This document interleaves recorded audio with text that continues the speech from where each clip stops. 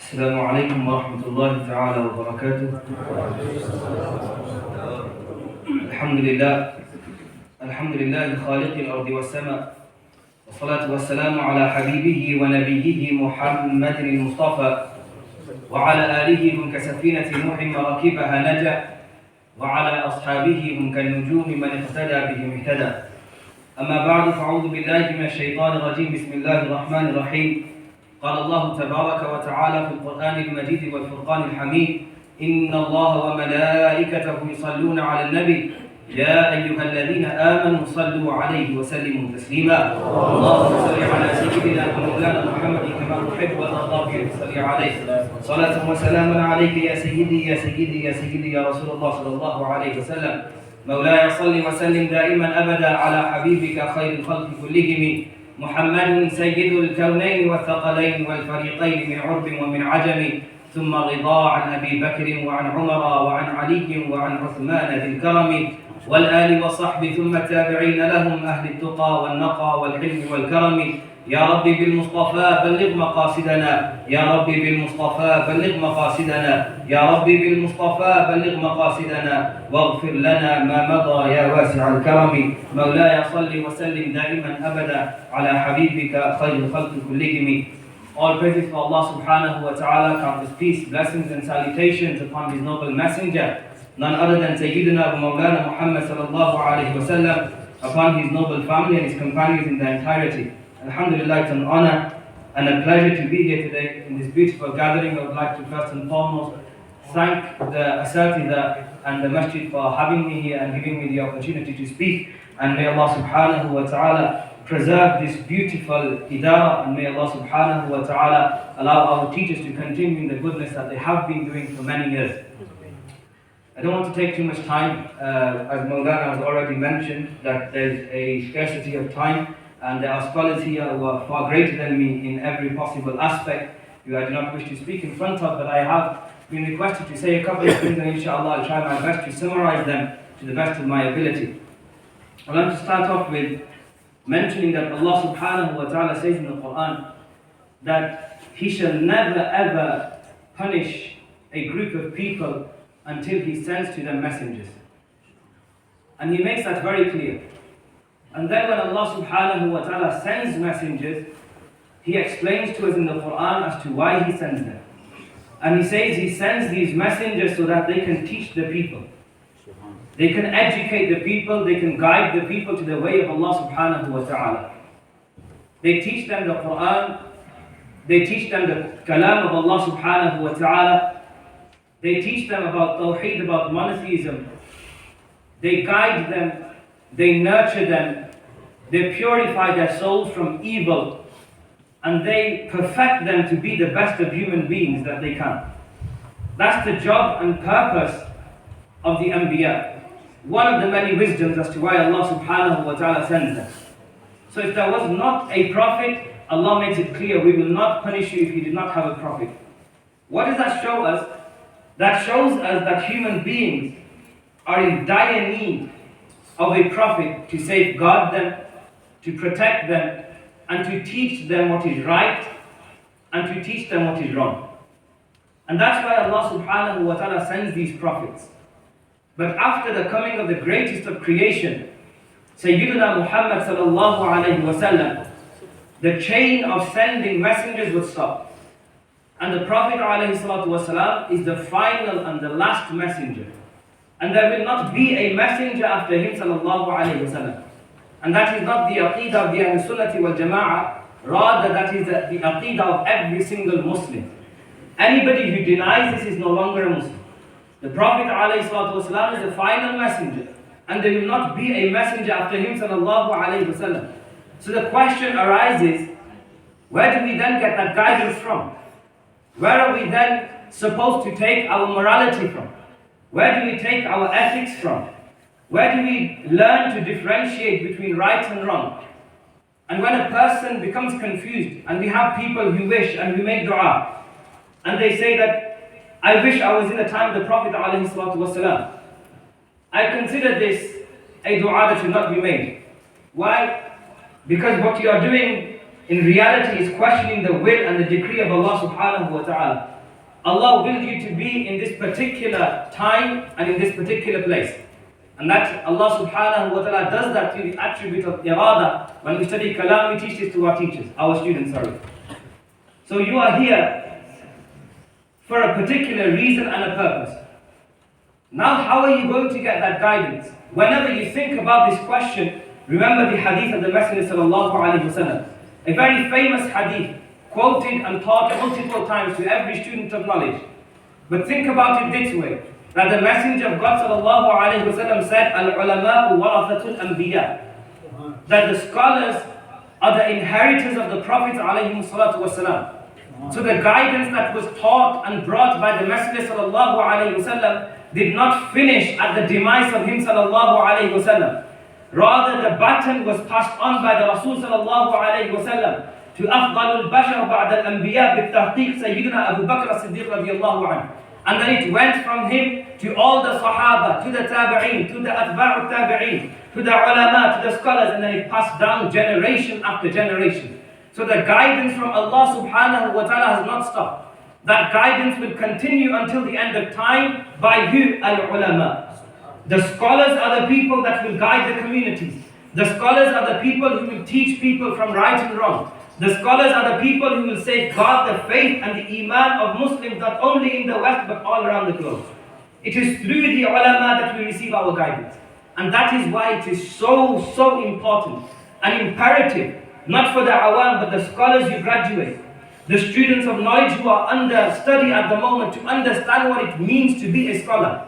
It's not that you study a couple of books and you leave and that's it, you're done. And you walk around with a title and you walk around in a lavish jubbah and clothing and a big hat.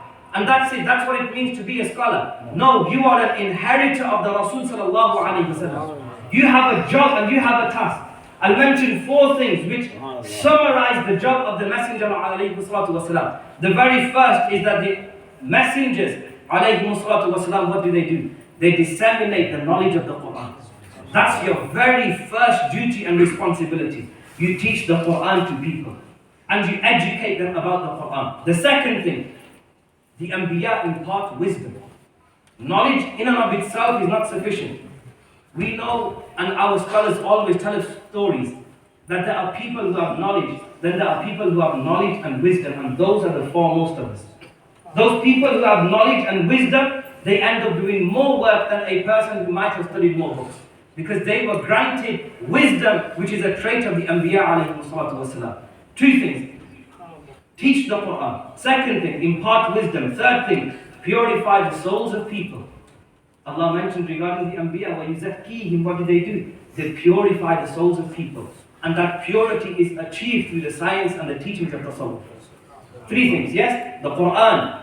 The second thing, wisdom. The third thing, tasawwuf, spirituality. And the fourth thing, and the most important I believe, is that they protect the people from the fitna of their times.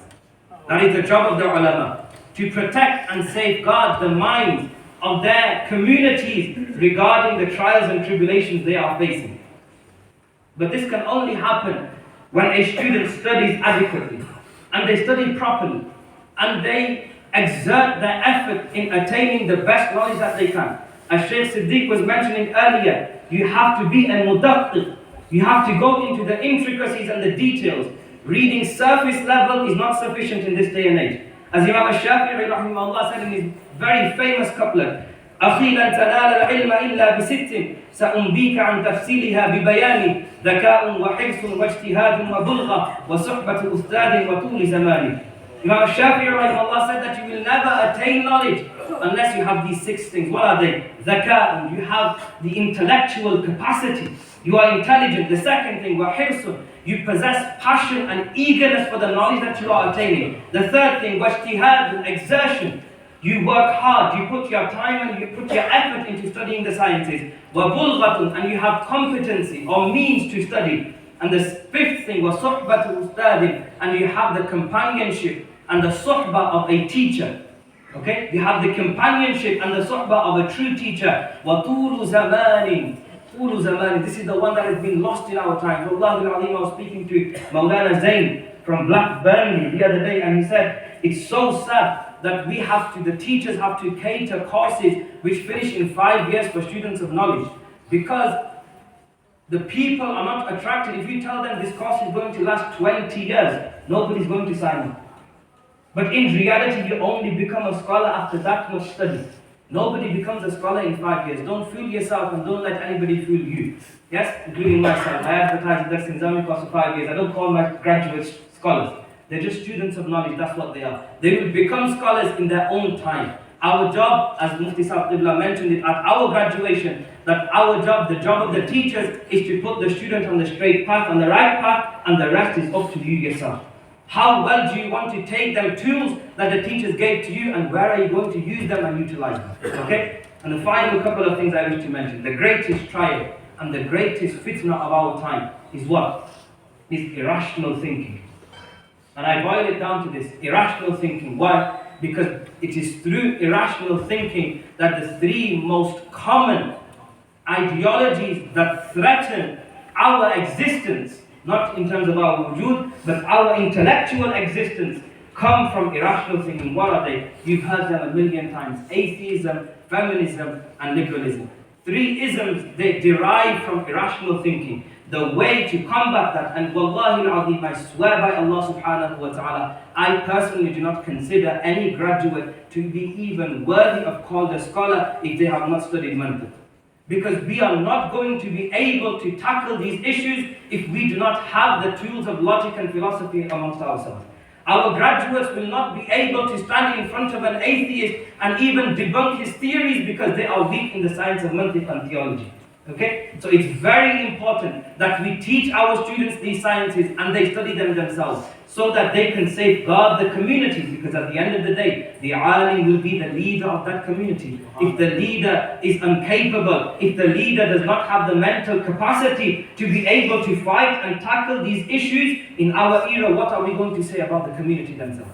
Yes? It's the job and the responsibility of the alim to protect his congregation from these things. And final thing, a couple of words of advice. The first thing is, our teachers would always say to us that what is the difference between a well-read layperson and a scholar?